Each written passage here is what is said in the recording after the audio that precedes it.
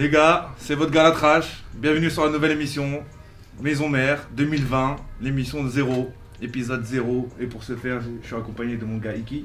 Bonjour à tous, bienvenue sur l'émission. J'espère que vous allez prendre le rendez-vous avec cette petite équipe de tarés qu'on a commencé à réunir. Aujourd'hui, on est content, on va recevoir l'épisode 0, frérot. On est obligé de recevoir à la base Monsieur Mams Siafa. Comment tu vas-tu? Ça va, je vais bien. Hein. Moi, je dis tout de suite que moi, je suis pas taré. Ok. Pourquoi on est taré, nous? Je sais pas, c'est vous qui l'avez dit. Hein. Moi... Oh non, ça va, tranquille. Ça va sinon? Ça va, tranquille, et toi, la tâche? Le trajet, ça va? Écoute, ça a été, hein, ligne 2, t'as vu, tu connais, au calme. Ah bah ça va. On t'a invité aussi parce que faut rentrer dans le vif du sujet et surtout on t'a invité parce que t'es à la base, c'est grâce à toi, il faut le dire à tout le monde, c'est grâce à toi que l'émission à peu près s'est faite, tu vois.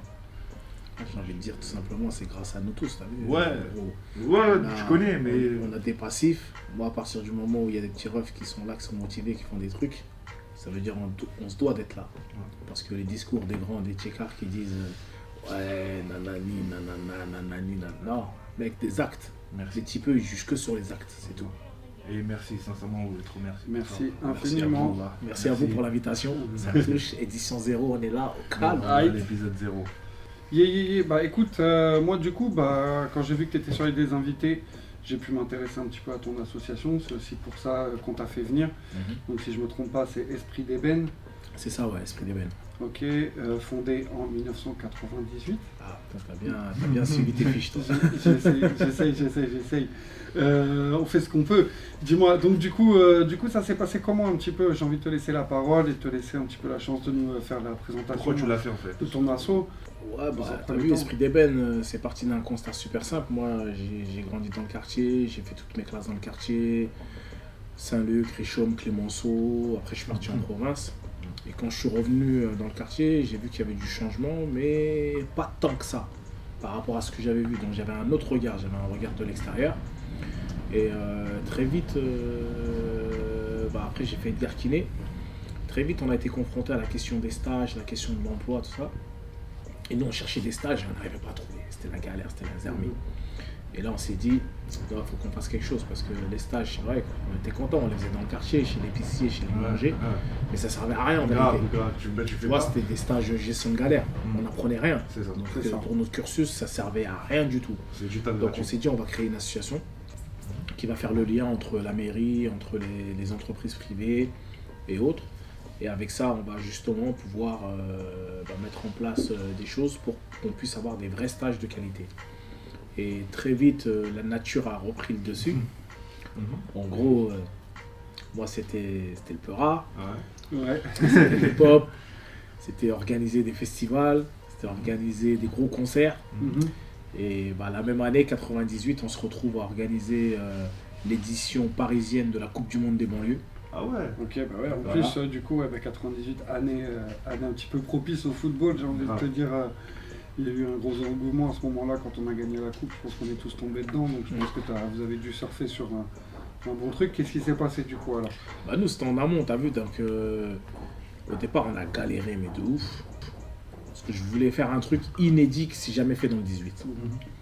Au départ, je voulais le faire à Besbar, mais on n'a pas eu les autorisations. Donc finalement, on s'est déporté, on va dire, entre guillemets, à Port-de-la-Chapelle, au stade des Fillettes. Et là, il fallait réunir la crème du hip-hop de cette époque-là.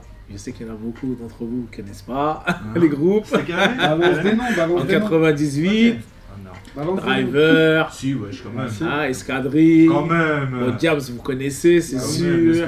La Clica, il y avait quoi, Sage-Po, etc. Voilà, en tout cas, il y avait que du lourd. En tout cas, il y avait la brigade qui était composée de pas mal de mecs du quartier à l'ancienne. Et donc voilà, ça a été notre premier gros événement, le plus gros concert qu'on a fait.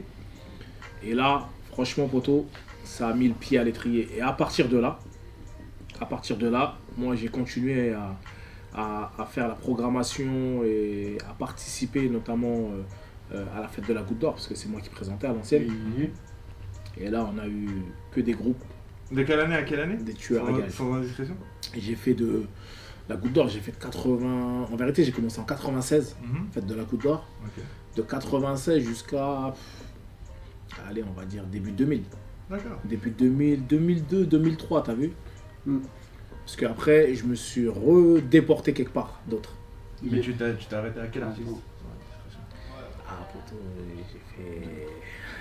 C'est pour ça qu'on t'a invité aussi. Mais la mafia qu'un prix. À Besbar, il a fait le plus important. J'ai envie de vous interrompre une seconde. 113, Rof, il y avait tout le monde. Ils étaient là au complet. C'est ça, au complet. C'était au square. Tous les noms qu'il a cités, là, je sais pas trop qui va nous regarder, mais s'il y a des jeunes là qui, j'ai remarqué que vous faites pas vos devoirs d'histoire dans le rap, il y a plein de choses que vous connaissez pas. Chacun des noms qu'il a cités là, il n'y a rien à jeter. Allez vraiment rechercher ça. Voilà, là il pleut en ce moment, on peut pas trop faire du foot au quartier, donc vous tapez un petit coup de Google et puis vous allez chercher tapez Mafia qu'un free, Street Live, Mafia qu'un Goutte d'Or, etc. Je trouve direct sur YouTube. Faites vos devoirs. Et c'est cet homme-là qui a ramené parce que nous, il y avait la clinique, ils étaient à l'ancienne à Port-de-la-Chapelle, ils rappaient avec Doc Gynéco, tout ça, etc. C'était les types à Bruno. Ça aussi, ça fait du buzz à ce moment. Bah, on vous parle là de gens qui ont tracé des routes dans le hip-hop que maintenant les artistes suivent. Il y a moins de difficultés aujourd'hui à se produire. Avant, il fallait aller à la FNAC. À la FNAC, si tu n'avais pas fait la tournée de 14-15 grosses scènes françaises avec ta tête, ton nom sur l'affiche, c'était impossible d'avoir ton CD à la FNAC. Fallait pas faire... Et encore plus, c'était pas parisien. C'était pas... voilà, alors il y a beaucoup de mérite à faire voilà, des gros clips avec des grosses vues quand les concepts sont bien filmés, parce qu'à l'époque, on n'avait pas les mêmes moyens. Mais à l'époque, il fallait se déplacer physiquement dans les villes, aller ambiancer les gens, faire parler un petit peu de soi. Et ouais, quand on revenait à la FNAC avec son CD, là, il nous disait, ouais, effectivement, on a entendu parler de toi ou de toi. Et à ce moment-là, là, on pouvait passer. Et du coup, donc voilà, allez chercher un petit peu tous ces artistes, allez les écouter. Et c'est cet homme-là qui a ramené la... Non, faut le souligner, il a pas fait qu'un free. Comme quoi, Mame Tiafa est annonciateur de bonnes nouvelles quand il lance des projets. Vous voyez ce que je veux dire? Voilà. Il y a une section d'assaut aussi. Section d'assaut, bien sûr, moi avec mon gars Dawala, parce qu'après, bon, comme tu sais, j'ai travaillé aussi chez Dawala. Mais il n'y a pas eu que ça. Non, on a eu en termes de groupe, après il y a le groupe traditionnel du quartier, hein, t'as vu, Scred, il y a eu Barbès Clan, c'était les premiers groupes de cette époque-là. Non, franchement, on a eu du monde, Mafia Tressé. Mais tu trouves pas que ça s'est perdu là, tout ça cette ambiance-là et tout? Ouais, en mode cousin, si tu veux être pas validé, on va pas dire ça, mais si tu veux une bonne carrière ou si tu veux un truc, t'es obligé de passer par la Goutte d'Or. T'as capté? À l'époque, c'était ça. À l'époque, n'importe quel mec de la street, la vraie street, qui a pas fait la Goutte d'Or, ça veut dire t'as pas fait de concert. C'est ça. Même si t'as fait l'Olympiade, ça, etc., mais il fallait que tu passes à Besbar. Besbar, fallait que ce soit validé. Tu vois, fallait que ce soit validé. Et il y a même des carrés qui sont venus à Besbar. Ah bon? Ah ouais, poto.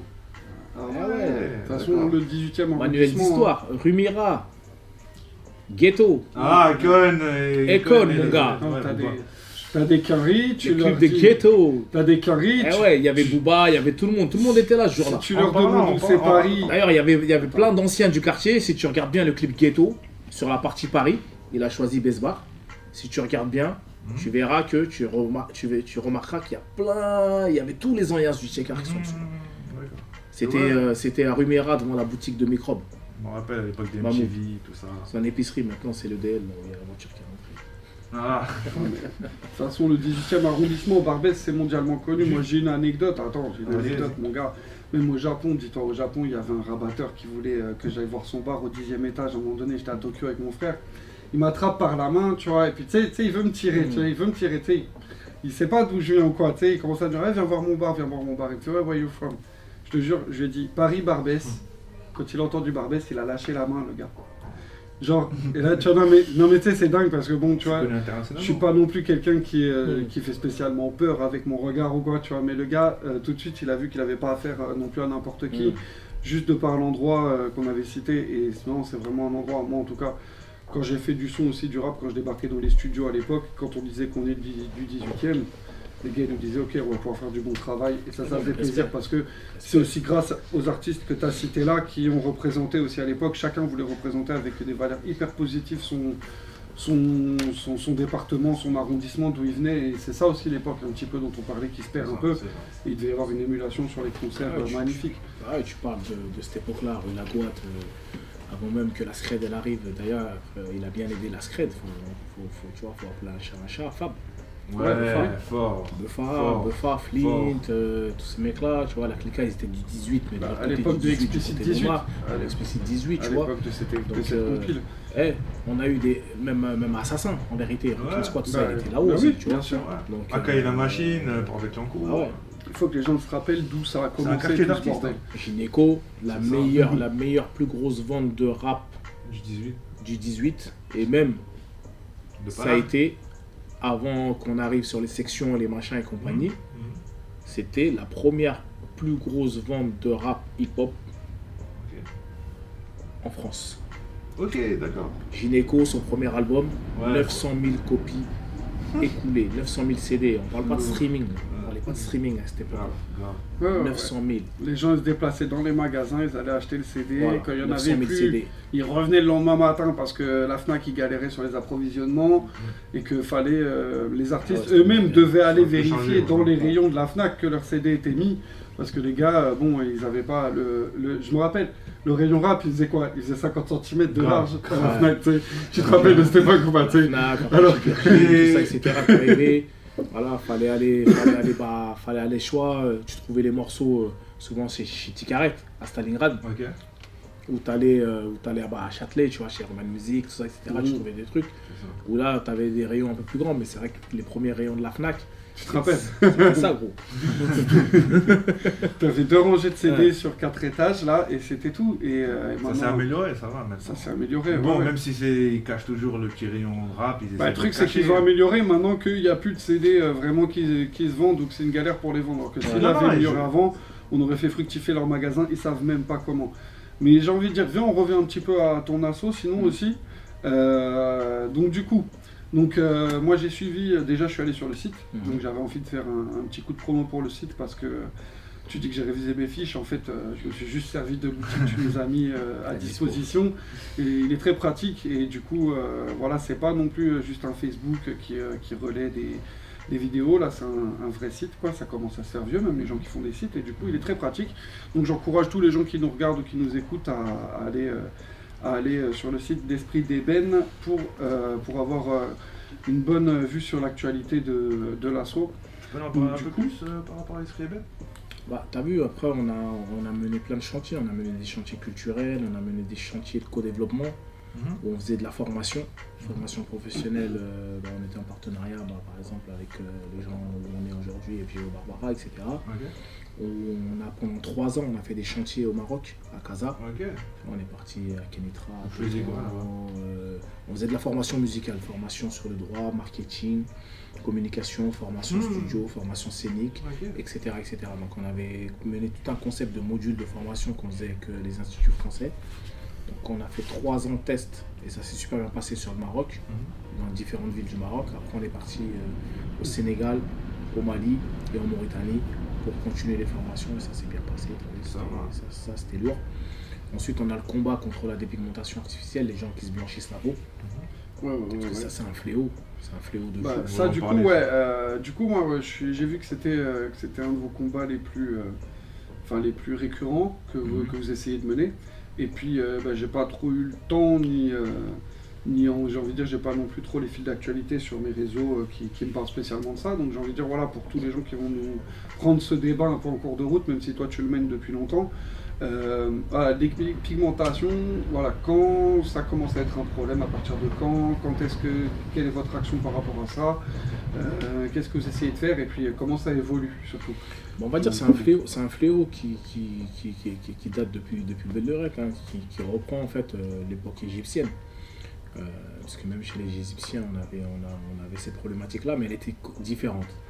En réalité, tu regardes en Asie, en Égypte, Moyen-Orient et même dans certaines contrées du monde, ce qui fait que les empereurs, les rois, eux, ils n'allaient jamais travailler au champ. Donc ils sortaient toujours, ils étaient toujours plus clairs que les autres. Donc, le peuple voulait leur ressembler, parce que le peuple, ils étaient au charbon, dehors, dans les champs, etc. Donc tu avais ces problématiques-là. Après, tu as des problématiques de classe sociale qui existent plutôt dans les pays asiatiques, en Inde, etc. Où là, tu as carrément des castes, genre les intouchables, où ils sont encore moins considérés qu'un animal. Tu vois, ils sont plus bas que terre, j'ai envie de dire. Sur les Amériques, c'est différent. C'est que c'est une question qui est liée, c'est une question raciale, l'esclavage, la ségrégation, avec la fameuse expression nègre des champs, nègre des maisons.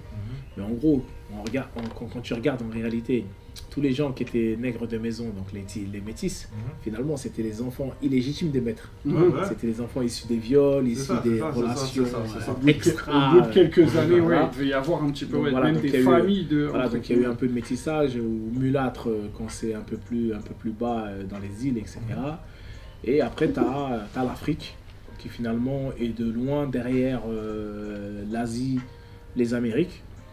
On a l'impression qu'ici, quand on est en France, que c'est l'Afrique le plus touché, mais pas du tout. L'Afrique, ça représente, en gros, l'Asie, c'est entre 65 et 70%. Sur les Amériques, tu entre 15 et 20, et le reste, 5% sur l'Afrique. Mais ils font comment, l'Afrique, ça représente rien du tout. Et l'Afrique, c'est surtout sur une problématique d'idées reçues. Où tu as vu des espèces de trucs où on te dit si t'es clair, tu as plus de chances de te marier, ou si t'es clair, tu vas apporter la chance dans la famille. Tu vois, les trucs mythos un peu. Tu vois. Juste, pour l'Asie, comment ils font pour s'éclaircir la peau? Ils utilisent tous les produits. C'est les mêmes. D'ailleurs, c'est eux qui refourguent après les autres produits. Choco, tout ça. Mais les Coréens, même en machin, c'est par intraveineuse aujourd'hui avec le glutathion, c'est les crèmes, c'est au laser pour ceux qui ont les moyens. Donc c'est une dinguerie, ça va super loin le truc. C'est l'eau de Javel, c'est. Ça, je crois que j'ai vu une meuf avec les pieds, tu vois, ça, c'est une dinguerie ce fléau.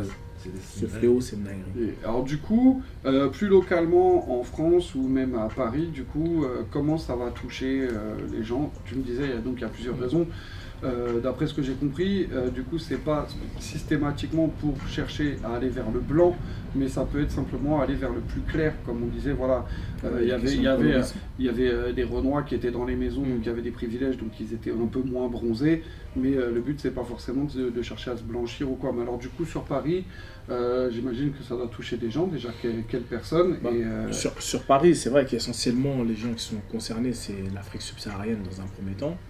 Nous, ce qu'on a fait, l'action qu'on a menée, c'est il y a 3 ans, on a lancé une grosse campagne dans le métro.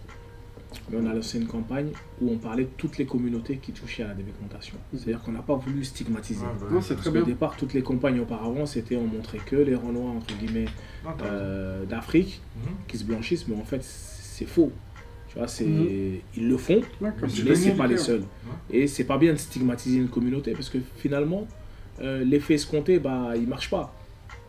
Tu vois, à force de pointer du doigt les gens, les gens ils se rebellent, ils se disent de toute façon ils sont contre nous. Ils vont mal le prendre. D'un côté, il y a beaucoup de gens qui vont en entendre parler, mais de l'autre côté, il y a énormément de gens qui vont ne pas se sentir affiliés à ça. Parce que tu vas peut-être trop localiser ton combat, alors que du coup, en l'élargissant, il y a plus de gens qui peuvent se sentir touchés. Nous, c'est ce qu'on a fait. C'est ce qu'on a fait. En fait, dans les discussions, on a travaillé avec une grosse agence de com sur la question et on s'est inspiré aussi des gens d'Act Up, notamment dans la lutte contre le sida, et voir comment ils sont sortis de l'isolement à la clarté. En gros, comment ils ont fait que le combat est devenu le combat de tous et comment ils ont vulgarisé le combat pour que tout le monde se sente concerné. Il est moins tabou, quoi. Voilà, donc on a un peu utilisé leur technique. C'est bien. Je voulais te demander par rapport à un truc, là ça fait depuis un moment que tu fais spray Ben, etc.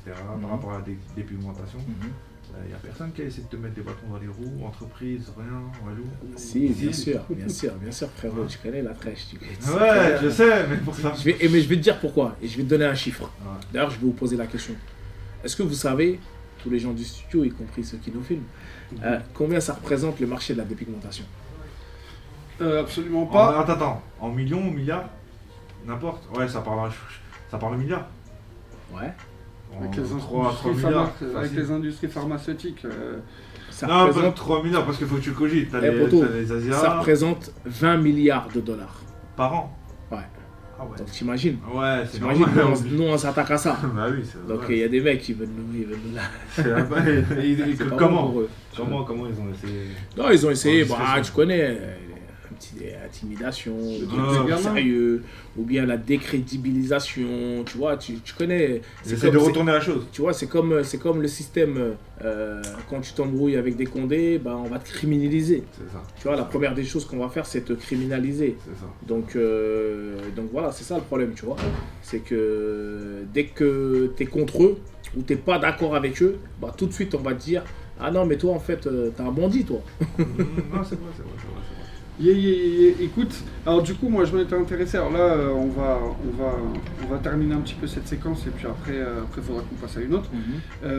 Du coup il y avait d'autres trucs qu'avait fait Esprit Eben parce que du coup donc là la dépigmentation, donc on a compris, on a fait le tour et puis on espère que la sensibilisation va continuer et que les gens vont être de plus en plus fiers de leur couleur de peau de base et beaucoup moins se baser sur des préjugés, quoi. J'ai une petite dernière question. C'est quoi? J'ai vu sur des interviews avec Booba, je sais pas si tu vois, c'est Booba, tout ça, grand big up à lui d'ailleurs. J'ai vu que tu parlais de la domination culturelle apporte la domination économique. Tu avais dit ça. Et là, depuis le temps, il y a du rail, il y a de la voix, enfin il y a du wax, il y a de l'afro. Elle est où la domination africaine? Le problème, c'est que il y a cette domination qui arrive de manière culturelle, mais sauf qu'elle n'est pas faite par les bonnes personnes. D'accord. Tu vois, à partir du moment où tu as une Stella McCartney, où tu as je sais pas qui, de la mode, qui revendique le côté africain et qui développe le côté africain, et qu'aujourd'hui tu as des tissus qui sont fabriqués en Chine ou je sais pas où, moi, ok, c'est cool, mais ça me va pas. Ça me va pas tout simplement parce que pendant qu'eux ils font ça, il y a des centaines de millions de personnes qui crèvent et qui auraient besoin de ce marché-là, qui ferait en sorte de pouvoir les faire vivre, tu vois. C'est-à-dire que si à un moment donné, on fait un peu comme le Burkina Faso, on met à l'honneur le Faso d'Anfani qui est le tissu burkinabé, ça veut dire que derrière, il y a des centaines et des milliers de personnes qui vivent de ça au Burkina. Et donc, on peut recréer le truc pour que ces gens-là ils puissent en vivre avec de l'exportation. Vivre de leurs produits. Voilà, qui vivent de leurs produits. Mais pas comme c'est fait aujourd'hui. Aujourd'hui, on nous bassine Africa 2020, ceci, machin, ce truc, le nanani. Non. Si c'est fait par les bonnes personnes, moi ça me dérange pas. Et c'est pas, je veux pas faire le truc, le mec communautaire ou stigmatisant, tu vois. Mais c'est tout simplement. Faire manger les bonnes personnes. Il faut qu'il y a des personnes qui se nourrissent de ça, qui vivent de ça. Et il faut que ces gens-là, ils puissent en bénéficier. Tout simplement, j'ai envie de dire, si on pouvait arrêter de piller à chaque fois qu'il y a une bonne idée qui vient du continent africain et de faire en sorte que l'infrastructure qui est derrière revienne aux autres pays.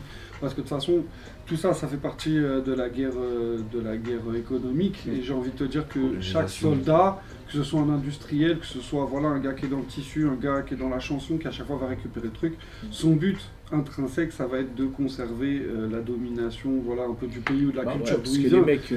Donc de venir dire, moi, regardez ce que moi j'ai été trouvé en Afrique et que j'ai développé ensuite aux États-Unis.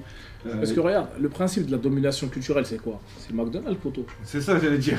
C'est McDonald's. Dans le désert, c'est McDonald's, c'est la virgule. Ok, on aime bien la virgule, on aime bien ça, machin. Tu vas retrouver un McDonald's. Dans le désert, tu vas retrouver une table rouillée de barques de je sais pas où. Mais je vais vous dire un truc, ça va vous faire rire. Ça correspond exactement à ce que vous dites. C'est-à-dire que moi, j'ai beaucoup travaillé au Mali, en Mauritanie et au Sénégal.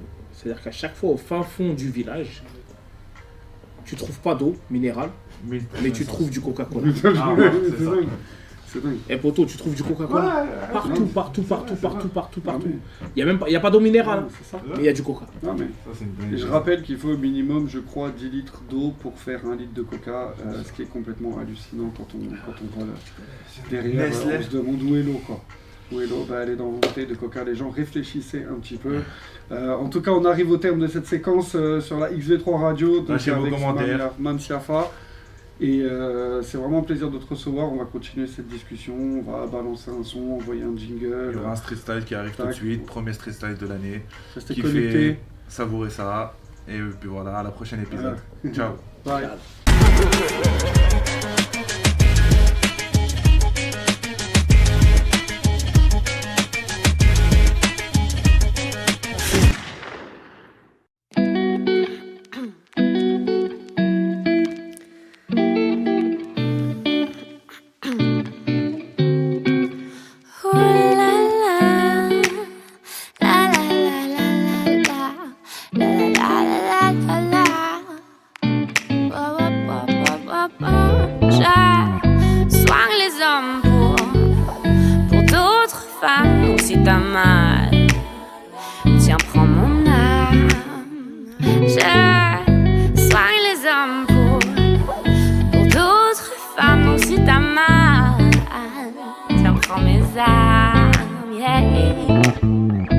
t'aime, tu m'aimes, c'est si simple, non. Si je t'aide, tu traînes, c'est si sale, non. Comment faire si quand je suis là, tu pars en courant? Laisse le temps au temps et serre-moi fort, non. Sur ton cœur qui bat, ce qu'il fait rarement. Pour un mec comme toi, juste en s'embrassant. Et je sais que tu sais, mais je trouve ça marrant. À croire que je suis mieux qu'un médicament. Je soigne les hommes pour d'autres femmes. Donc si t'as mal, tiens, prends mon âme. Je soigne les hommes pour d'autres femmes. Donc si t'as mal, tiens, prends mes armes. Yeah, yeah. Si tu sais que je sais, continue, non. Si tu le fais, je le fais, profite-en, non. Comment c'est possible pour toi de mentir autant? C'est pas moi qui vais t'apprendre à devenir grand. Je suis gentille, je sais, mais fais doucement. Tout ça pour me faire mal, t'y arrives bêtement. Je me demande encore ce que j'ai pu lui faire pour qu'il veuille que je sois triste de toutes les manières. Je soigne les hommes pour d'autres femmes. Donc si t'as mal, tiens, prends mon âme. Et je soigne les hommes pour d'autres femmes. Donc si t'as mal, tiens, prends mes armes. Et si je sais plus quoi faire, et si je sais plus quoi dire, j'ai plus qu'à disparaître et ne plus revenir, non. Mais si je sais plus quoi faire, mais si je sais plus quoi dire, j'ai plus qu'à me laisser taire. Et dans le pire, je soigne les hommes pour d'autres femmes. Donc si t'as mal, tiens, prends mon âme. Je soigne les hommes pour d'autres femmes. Donc si t'as mal,